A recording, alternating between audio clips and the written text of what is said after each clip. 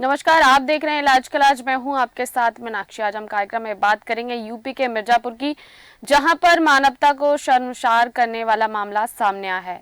इस सनसनीखेज घटना में मानवता की सेवा करने का दावा करने वाले ब्लड बैंक आजकल कालाबाजारी का अड्डा बन गए हैं।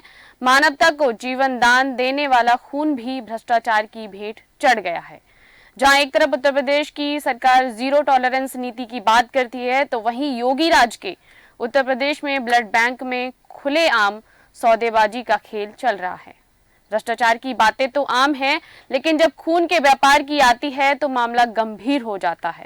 ताजा मामला मिर्जापुर का है, जहां एक पीड़ित ने ब्लड बैंक में 15,000 रुपए प्रति यूनिट ब्लड देने की बात बताई है। आपको बता दें, पीड़ित सूरज दुबे से जानकारी मिली है कि उनके किसी निजी परिजन को ब्लड की आवश्यकता थी, जिसके बाद उन्हें डॉक्टर मुसद्दी के अस्पताल में भर्ती कराया गया। डॉक्टर ने ब्लड की व्यवस्था करने के लिए कृष्णा हॉस्पिटल एवं ब्लड बैंक भेजा, जहां पर ब्लड बैंक में कर्मचारी ने पहले 15,000 रुपए प्रति यूनिट ब्लड देने की बात कही और उसके बाद पीड़ित ने जब अनुरोध किया तो उसके बाद कर्मचारी ने 6,000 रुपए प्रति यूनिट ब्लड दिया। आपको बता दें, मेडिकल कानून के अनुसार ब्लड बेचना एक अपराध है। इसके बावजूद भी खून की कालाबाजारी लगातार जारी है। ये घटना मानवता के लिए एक अपमान है। कहीं ना कहीं ब्लड बैंक को मानवता की सेवा करने के लिए बनाया गया है, ना कि पैसे कमाने के लिए। इसी पर चर्चा करेंगे आगे। फिलहाल सुनिए क्या कहना है वहां के लोगों का। जी, ये मामला अभी हमको 3-4 दिन से हमारे संज्ञान में आया हुआ है और चूंकि हमारे साथ भी इस तरह की घटना घट चुकी है, हम एक समाज सेवी हैं, तो इस वजह से एक बार हुआ था ऐसा कि एक मरीज का फोन आया ब्लड के लिए। हम गए तो पता चला कि वहाँ पे ब्लड जो है 5,000 में बेचा गया था। तो हमने मतलब जिसने बेचा था उससे हमने बात किया, तो उसने कबूला भी कि उसने तो यहाँ तक कहा कि हमको दिया जा रहा है तब ना हम लिए हैं। तो उसके बाद भी एक ब्लड के लिए 10,000 मांगा गया था, लेकिन वो बच गया, वो पैसा भी उसका वापस हुआ और इस तरह से वो मामला काफी उस समय उछाला भी गया था और पूरा डीएम से लेकर और सब जगह मुख्यमंत्री तक की बात पहुंची भी थी। लेकिन उसके बाद फिर 1 साल हो गया, 1.5 साल इस बात को, लेकिन फिर इस समय ये मामला आ गया है सामने। तो आपने देखा कि किस तरीके से उत्तर प्रदेश में खून की कालाबाजारी लगातार जारी है। इसी पर हम चर्चा करेंगे। वहीं हमारे साथ लखनऊ से जुड़ चुके हैं ब्यूरो हेड ज्ञानेश वर्मा जी। ज्ञानेश जी, मैं जानना चाहूंगी क्या है पूरा मामला और किस तरीके से ब्लड में कालाबाजारी की जा रही है। मीनाक्षी, बता दूं ये जो मामला है ये उत्तर प्रदेश का जो जिला है मिर्जापुर वहाँ का है। और बता दूं ये कृष्णा हॉस्पिटल है, जो कि यहाँ पे मरीजों के लिए जब एक व्यक्ति गया है तो चूंकि ब्लड की जरूरत होती है मरीज को, तो जब उसका तीमारदार उस हॉस्पिटल जाता है और कहता है ब्लड देने की बात करता है, तो वहाँ पर कहीं न कहीं बताया जाता है कि जो 1 यूनिट ब्लड है उसकी कीमत 15,000 रुपए। अब आप सोचिए, जो व्यक्ति किस स्थिति में हॉस्पिटल में एडमिट है, लेकिन हॉस्पिटल वाले हैं ऐसे मौकों को भुनाने में कहीं कोई कसर नहीं छोड़ते हैं मीनाक्षी जी। और जब वो व्यक्ति तीमारदार पीड़ित होता है, परेशान होता है, जो कि आपको भी बताया कि जो अगर कानून की बात करें तो ब्लड बैंक को बेचना जो है कहीं न कहीं गैर कानूनी इस तरीके से एक सजा होती है। लेकिन ये लोग को हॉस्पिटल में कहीं किसी को कोई डर नहीं होता मीनाक्षी। और जब तीमारदार का पेशेंट जो एडमिट होता है जब लेने जाता है, तो कृष्णा हॉस्पिटल में ऐसे कर्मचारी हैं जो कि 15,000 रुपए पर यूनिट देने की बात करते हैं। और जब वो और निवेदन करता है, सूरज दुबे नामक व्यक्ति जो है वो जाता है, जब वो निवेदन करता है तो उसका कहना होता है, वो हॉस्पिटल प्रशासन का कहना होता है, कर्मचारी कहते हैं कि भाई हम ज्यादा से ज्यादा 6,000 रुपए यूनिट दे पाएंगे। जब जबकि सबको ये पता है कि ब्लड के बदले ब्लड हॉस्पिटल किसी व्यक्ति का ब्लड निकालता है, उसके बाद में अपना ए पॉजिटिव बी पॉजिटिव जो भी पेशेंट को जरूरत होती है उस ब्लड को देता है। लेकिन क्या होता है, पैसे की आड़ में कहीं न कहीं आप देख रही हैं मीनाक्षी कि उत्तर प्रदेश में ऐसे आए दिन, हम लोग तो आए दिन घटना को दिखाने का काम कर रहे हैं, लेकिन कहीं न कहीं प्रशासन जो है किस तरीके से अपनी आंखों को बंद कर रखा है। ब्लड बैंक कालाबाजारी बहुत पूरी तरीके से अपने उसमें है और काम कर रहा है, लगातार ब्लड बेचने का काम कर रहा है, कोई भी हॉस्पिटल हो। मीनाक्षी, हम बात करेंगे कि उत्तर प्रदेश की राजधानी में ऐसे हॉस्पिटल हैं, चंदन हॉस्पिटल में भी कई बार कार्रवाई हुई थी। उसके बाद बात करूं तो इस वक्त जो है कहीं न कहीं शेखर हॉस्पिटल है, इसको भी ब्लड बैंक के ऑफिसरों ने कई बार सील कर दिया था। और उसके बाद भी उस हॉस्पिटल में बाहर से ताला लगाकर अंदर जो है ब्लड बैंक का खेल खेला जाता था। कोई ब्लड अगर चोरी से लेने जाएगा तो कहीं न कहीं दे देंगे वो। तो इस तरीके के एक जिले की बात नहीं करेंगे मीनाक्षी, ये कई ऐसे जिले हैं जिनमें लगातार ये खेल खेला जा रहा है। क्योंकि कहीं न कहीं मीनाक्षी इन जो प्रशासन को, हॉस्पिटल के जो प्रशासन है उनको कानून का डर नहीं लग रहा है। और ब्लड बैंक के जो अधिकारी हैं, जो सरकारी ड्रग इंस्पेक्टर होते हैं, ड्रग कंट्रोलर होते हैं, इनको भी कोई डर नहीं होता है कि भाई सरकार की जानकारी में है, हम इन हॉस्पिटल पर ऐसी कार्रवाई करें कि कहीं दोबारा बेचते ना नजर आए। अभी देखिए आज की एक कई दिनों की घटना है, उसके बाद में अभी आप देखेंगे इसकी जिलाधिकारी को पीड़ित ने अपने ट्विटर अकाउंट से किया और प्रार्थना पत्र देकर सीएमओ साहब को किया। लेकिन सोचिए आज भी देने के बाद भी उस पर कार्रवाई नहीं हुई है। तो बड़ा सवाल यह है कि उत्तर प्रदेश में योगी सरकार लगातार सचेत करते रहते हैं, चाहे हॉस्पिटल हो, चाहे शिक्षा विभाग हो, किसी हर विभाग को, लेकिन ये जो यानी मैं यहाँ पर आपको रोकना चाहूंगी। मैं दर्शकों को बता दूं हमारे साथ शमशेर जी जुड़ चुके हैं, समाज सेवी। बहुत बहुत स्वागत है आपका देश न्यूज में। शमशेर जी, जैसे कि घटना सामने आई है कि यूपी के मिर्जापुर में कहीं न कहीं ब्लड की कालाबाजारी चल रही है, जिसके चलते एक युवक को पहले 15,000 रुपए प्रति यूनिट की बात कही गई, उसके बाद उसको 6,000 रुपए प्रति यूनिट ब्लड दिया गया। तो कहीं ना कहीं ये घटना योगी सरकार के जीरो टॉलरेंस नीति पर सवाल खड़े करती है। हम वापस से इनसे जुड़ने की कोशिश करेंगे। ज्ञानेश जी, आपका रुख करना चाहूंगी जी। तो इस पर ये है बड़ा सवाल है कि कहीं ना कहीं जो उत्तर प्रदेश में बात की जाती है जीरो टॉलरेंस नीति की, तो उस पर ये कहीं ना कहीं कई सवालिया निशान भी खड़े करती है। मीनाक्षी, बिल्कुल सही कहा आपने। देखिए कि क्या होता है, कानून और शासन से और कहीं न कहीं ये लोग जो है लगातार जारी करते हैं। आज ये बता दूं कि योगी आदित्यनाथ लगातार जो ब्यूरोक्रेट्स हैं उनसे कह रहे हैं, उनको लिखित में दे रहे हैं, क्योंकि ये प्रश्न एक उठा हुआ था कि इस विधानसभा सत्र के दौरान उठा है कि जो जिम्मेदार अधिकारी हैं, चाहे वो डीएम हो चाहे कप्तान हो, अपने फोन तक नहीं उठाते। तो इसको लेकर सीएम योगी ने एक आदेश भी जारी करवाया है कि इस आदेश के तहत अगर कोई फोन नहीं उठाता है तो उन पर कार्रवाई होगी, क्योंकि विधायक ने विधानसभा सत्र के दौरान कहा है। तो बड़ा प्रश्न ये कि जब योगी आदित्यनाथ के भी आदेशों को ये अधिकारी कहीं न कहीं ठेंगा दिखाते नजर आते हैं। और सोचिए 15,000 रुपए में एक यूनिट अगर बेचा जा रहा है तो इसमें ड्रग कंट्रोलर, ड्रग इंस्पेक्टर, वहाँ के जो ड्रग इंस्पेक्टर है वो क्या काम कर रहे हैं, उस हॉस्पिटल पर क्यों नहीं कार्रवाई करते हैं? कहीं न कहीं अगर गलत नहीं है तो सूरज दुबे लगातार अपने ट्विटर अकाउंट से उस पे आरोप लगा रहे हैं और लिखित में शिकायत सीएमओ को कर रहे हैं। सीएमओ साहब क्या कर रहे हैं? ज्ञानेश जी, मैं आपको यहाँ पर रोकना चाहूंगी। हमारे साथ समाज सेवी शमशेर जी वापस से जुड़ चुके हैं। शमशेर जी, आपसे पूछना चाहूंगी कि ये जो घटना सामने आई है ब्लड के कालाबाजारी की, ये कहीं ना कहीं मानवता के लिए एक बड़ा अपमान है। ब्लड बैंक को मानवता की सेवा करने के लिए बनाया गया है और ना कि पैसे कमाने के लिए। तो इस पर आप क्या कहेंगे? नहीं, आपका बिल्कुल राय अच्छा है कि एक्चुअल में क्या है कि इसको जब तरह से जो है सरकार का हुआ था, इसको एक छोटा सा अमाउंट, कम अमाउंट रखा गया है, ठीक है, ये तो सही है। लेकिन इसको पीसी गुरिल जी, मैं आपको यहाँ पर रोकना चाहूंगी। मैं आपसे वापस से जुड़ूंगी। अभी हम शमशेर जी से ले लेते हैं, उसके बाद में वापस मैं आपके पास आऊंगी। जी शमशेर जी।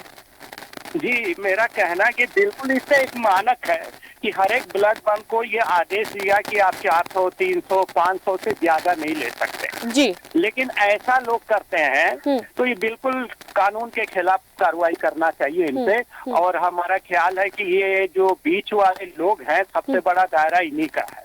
जो अधिकारी आपस में मिलके ऊपर ये बात नहीं जाती है। हालांकि योगी जी ने आदेश दिया था, लेकिन योगी जी तक ये बात पहुंच नहीं पाती है। जो पहुंच पाती है वो भी लिपापोती ये बीच वाले जो अधिकारी है करके समाप्त कर देते हैं।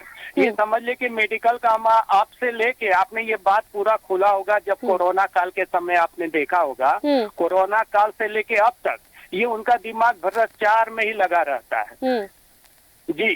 जी। लेकिन ये है कि बिल्कुल आप लोग माध्यम है, बहुत अच्छा सोच आप लोग का है कि ये बात को उठाना चाहिए और योगी जी तक इसको पहुंचना चाहिए, जल्द से जल्द कार्रवाई करना भी चाहिए। शमशेर जी, यहाँ पर बड़ा सवाल ये भी है कि अक्सर लोगों को इस बात की जानकारी नहीं होती है कि देश में जो कानून है, कहीं ना कहीं चिकित्सा का कानून बनाया गया है कि ब्लड बेचना एक अपराध है और अगर उसको कोई गलत तरीके से बेचता है वो बहुत बड़ा अपराध है। लेकिन लोगों तक ये जानकारी बहुत मुश्किल से भी पहुंच पाती है, जो नीचे तबके के लोग होते हैं या फिर अशिक्षित होते हैं। तो उनके साथ कहीं ना कहीं बड़े तौर पर धोखाधड़ी की जाती है और कहीं ना कहीं वो अपने मरीज को बचाने के लिए उस हद तक चले भी जाते हैं तो उनके साथ इस तरीके के कई मामले देखे जाते हैं।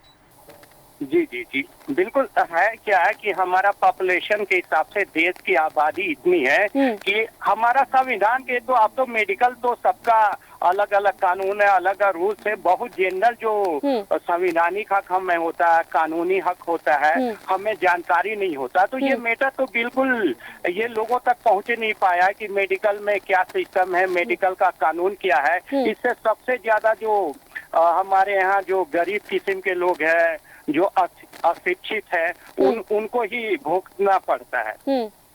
वही हमारे साथ भागिया जी, शमशेर जी मैं आपको यहाँ पर रोकना चाहूंगी।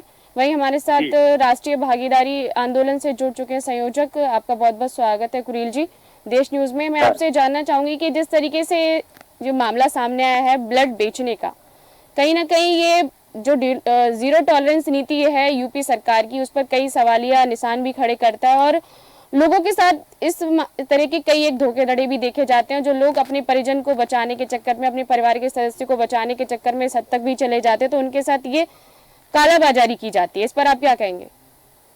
इसमें कहना का कालाबाजारी तो हो ही रही है। और जो मुख्यमंत्री है या इनको सबको जो है नेता समाज को ब्यूरोक्रेट के लिए जवाबदेही बनाना चाहिए ना। जवाबदेही नहीं बना रहे हैं, वो गलतियां पर गलतियां करते जा रहे हैं। तो मानव के खिलाफ एक कालाबाजारी ब्लड की तो है ही, ब्लड के साथ साथ ये पूरे देश में और मामलों में भी यही हो रहा है ना। जवाबदेही जब तक नहीं बनेंगे ब्यूरोक्रेट, तब तक ये सिस्टम कभी बंद नहीं होगा। एक बंद होगा दूसरा चालू रहेगा।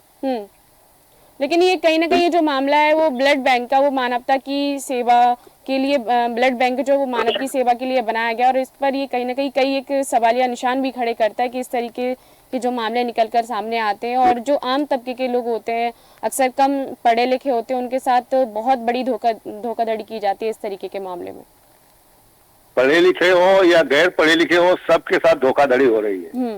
जब क्योंकि ब्यूरोक्रेट के जो ऐसा सिस्टम बना है कि वो जवाबदेही किसी मामले में नहीं होता है और वो गलत बार बार जो गलतियां करता रहता है। आज ब्लड का मामला जो मानक बना है, मानक के तहत काम क्यों नहीं हो रहा? पढ़ा लिखा नहीं है तो इसका मतलब ये ब्यूरोक्रेट है, उसका सवाल क्यों नहीं देता है, क्यों नहीं उठाता है, क्यों नहीं हल करता है समस्या को? तो ब्यूरोक्रेट सबसे बड़ा दोषी है। और ये सरकार इसलिए दोषी है कि सरकार उस पर ध्यान नहीं देती है ना। सरकार को समीक्षा नहीं करती है ना। देखना चाहिए गलती कहाँ पास हो रही है। ये और एक ही दिशा में नहीं है, ये ब्लड बैंक में ही ये अकेले नहीं है, ये तो हर स्तर पर हो रहा है ना। और आदमी का उत्पीड़न हो रहा है सीधे लोगों को कैसे मृत्यु से बचाया जाना चाहिए, लेकिन मृत्यु की तरफ ढकेला जा रहा है ना। जी जी बिल्कुल, सरकार को कहीं ना कहीं इस पूरे मामले पर गंभीरता से ध्यान देने की जरूरत है और ब्लड बैंक में होने वाले भ्रष्टाचार पर भी लगाम लगानी चाहिए। कहीं ना कहीं देखा जाए तो सरकार क्या करे इस तरीके के लोगों के लिए, और प्रशासन को किस तरीके से सख्ती दी जाए कि लोगों के साथ जो कालाबाजारी की जा रही है, उनके साथ धोखाधड़ी की जा रही है, वो ना हो। वो सवाल ये है कि जो ब्यूरोक्रेट है उनका जो सिस्टम में है, उनको जवाबदेही बनावे ना जी, उनके ऊपर खिलाफ कार्रवाई होनी चाहिए।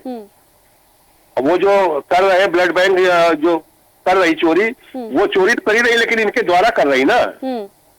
ब्यूरोक्रेट को जो है कटघरे में खड़ा करना चाहिए ना। जी बिल्कुल। और जब तक ब्यूरोक्रेट कटघरे में नहीं खड़े हो तब तक ये सिस्टम में सही हो ही नहीं सकता है ना। वो हर सिस्टम में गड़बड़ी रहेगी। मानव के खिलाफ तो ये कर ही रहे, साजिश हो ही रही है। इस तरह से दिक्कत है। जी जी तो बिल्कुल, सरकार को इस पर जो है आगे बढ़ना चाहिए, कदम उठाना चाहिए। अगर जीरो टॉलरेंस की बात करते हैं तो केवल बातें करने से काम नहीं होगा, केवल भाषण देने से काम नहीं चलेगा, उसको अमल में लाना चाहिए ना। जी बिल्कुल। और सबसे देश में जो है ब्यूरोक्रेट जो है सबसे बड़ा संविधान का दुरुपयोग कर रहा है। उसको जवाबदेही नहीं बनाया गया, उसको जवाबदेही सिस्टम में आना चाहिए ना। शमशेर जी वापस से मैं आपके पास आना चाहूंगी, आपसे पूछना चाहूंगी, जिस तरीके से देश में डिजिटलीकरण का दौर चल रहा है, तो ऐसे में कहीं ना कहीं ब्लड बैंक को भी डिजिटल करना चाहिए। जी जी डिजिटल तो करने चाहिए, लेकिन इसके साथ साथ जो ब्यूरोक्रेट है ना, जो सिस्टम को चला रहे हैं, जो देख रहे हैं, जो संविधान का पालन करवा रहे हैं, जो सारे नियम कानून को देख रहे हैं, तो वो जवाबदेही जब तक नहीं होगा, सबसे बड़ी तो गलती देश के ब्यूरोक्रेट की है। और ये संविधान का पूरी तरह से विरोधी है, ये मानव विरोधी काम कर रहे हैं ना पूरा। पीसी कुरील जी, मैं यहाँ पर आपको रोकना चाहूंगी, वापस से समाज सेवी जो हमारे साथ जुड़े हुए हैं, शमशेर जी आपसे पूछना चाहूंगी कि पूरे देश में डिजिटलीकरण का दौर चल रहा है और ब्लड बैंक को भी डिजिटल करना चाहिए, तो ब्लड बैंक में क्या होता है कि लोगों को ब्लड की उपलब्धता के बारे में भी जानकारी हो जाएगी और कहीं ना कहीं जो ऑनलाइन रेट है वो फिक्स हो जाएंगे, जिससे कि लोगों के साथ कालाबाजारी नहीं होगी। शमशेर जी। जी जी जी मैम, बिल्कुल आप बिल्कुल सही बात कह रही हैं कि इसको डिजिटल होना चाहिए, और ये सरकार डिजिटल के तरफ बढ़ गई है। काफी चीज देखने को मिल रहा है कि डिजिटल हो गया है। थोड़ी सी कमी है, इसको भी जहाँ तक ज्ञान में लेना चाहिए हमारे सरकार को, और इसको डिजिटल करना चाहिए। और आप जैसे आवाज उठा रही है, हो सकता है हमारे योगी जी या हमारे मोदी तक ये बात जाएगी तो जरूर इसको डिजिटल किया जाएगा। बिल्कुल, क्योंकि आप एक समाज सेवी हैं तो इस तौर पर आप इस तरीके की चीजों को बेहतर समझ पाएंगे और आप लोगों की परेशानियों को भी डिजिटल। हाँ मैम, आप देख रही होंगी कि काफी चीजें आजकल डिजिटल हो चुकी है। अब पहले से अभी देख रही है, डिजिटल में भी अभी वो चीज किया जाता है, उसको लाया जाता है कि किसी के साथ धोखाधड़ी ना हो। क्योंकि डिजिटल में भी आप देख रही होंगी बहुत धोखाधड़ी, वो जो होते हैं कुछ ना कुछ निकाल लेते हैं। तो ये हमारा जहाँ तक उम्मीद है कि हमारे आदरणीय मोदी जी और योगी जी इसको संज्ञान में लेते हुए जरूर आपके बात को समझेंगे और इस पे कदम उठाएंगे। पीसी गुरील जी कुछ कहने की कोशिश कर रहे हैं जी। देखिए, मैं तो जो चाहे योगी जी हो चाहे मोदी जी हो, भाई सबको संज्ञान में पूरी तरीके से लेना चाहिए। जो ब्लड बैंक तो बेहद एक महत्वपूर्ण है मानव के लिए, और जब आदमी परेशान हो जाता है तो हर तरह से वो जो कोशिश करता है तो इसी में जो दलाली का उत्पन्न होता है। जैसे सूरज दुबे ने जो लिखा है, और तो उसको जो है संज्ञान में लेना चाहिए मुख्यमंत्री को। और इस देश में जो संचालन कर रहे हैं, जो ब्यूरोक्रेट है, उसको कटघरे में जरूर खड़ा करना चाहिए कि उसकी जो है पूरी तरीके से समीक्षा जांच होनी चाहिए कि मतलब ये गतिविधियां क्यों हो रही है। इसका सजावार जो है ब्यूरोक्रेट होना चाहिए ना, तभी ये नियंत्रण हो सकता है, और हर स्तर पर इसको देखा जाना चाहिए। ज्ञानेश वर्मा जी, मैं आपके पास आना चाहूंगी। इस मामले में अभी प्रशासन की जांच पड़ताल कहां तक पहुंची और क्या कार्रवाई हुई है अभी तक कृष्णा हॉस्पिटल पर और जो ब्लड बैंक है उस पर? मीनाक्षी बता दूं कि देखिए, ये हॉस्पिटल ऐसे फल फूल रहे हैं ना गलियों गलियों में, जो बिना मानक के धड़ल्ले से चला रहे हैं। आपको बता दूं, जो आपने सही कहा कि जो कम पढ़े लिखे लोग होते हैं, अज्ञानता का अभाव होता है, जिसकी वजह से जब बीमार और पेशेंट जाता है तो उसको तो केवल भय रहता है कि किसी तरीके से भाई हमारा मरीज ठीक हो जाए। जबकि बता दूं, जो हॉस्पिटल की कीमत होती है वो भी देते हैं। और ऐसे ऐसे हॉस्पिटल है मीनाक्षी की आईसीयू में 30,000 रुपए पर डे वसूलते हैं ये लोग। और होटलों जैसा रूल्स बना रखा कि 12 बजे अगर आप 10 बजे एडमिट होते हैं और 12 बजे दोपहर का टाइम हो गया तो आपको 30,000 रुपए ले लिया जाएगा। तो कुल मिला के ये लोग इस तरीके से पैसों का अड्डा बना रखा है। आपको बताऊं कि आपका ही पेशेंट होगा और आप ही अगर उनसे कागज मांगते हैं कि अल्ट्रासाउंड हो गया है या ब्लड बैंक हमारी रिपोर्ट क्या है, तो देने में कतराते हैं और देते नहीं है। वो कहते हैं आया नहीं, अभी हुआ नहीं। अब सपोज करिए जब कोई रिपोर्ट आई नहीं तो आप इलाज किस चीज का कर रहे हैं? बिल्कुल। और इंजेक्शन 2,000 2,500 रुपए, इतनी महंगी दवाइयाँ। और जबकि बता दूं, ये लोग अब पैकेज चलाने का काम करते हैं मीनाक्षी। अगर पेशेंट को जरूरत नहीं 3 इंजेक्शन लगाते हैं। तो मैं अभी बता दूं, जल्दी की घटना है, अवध हॉस्पिटल, ये कृष्णा नगर आलमबाग लखनऊ की।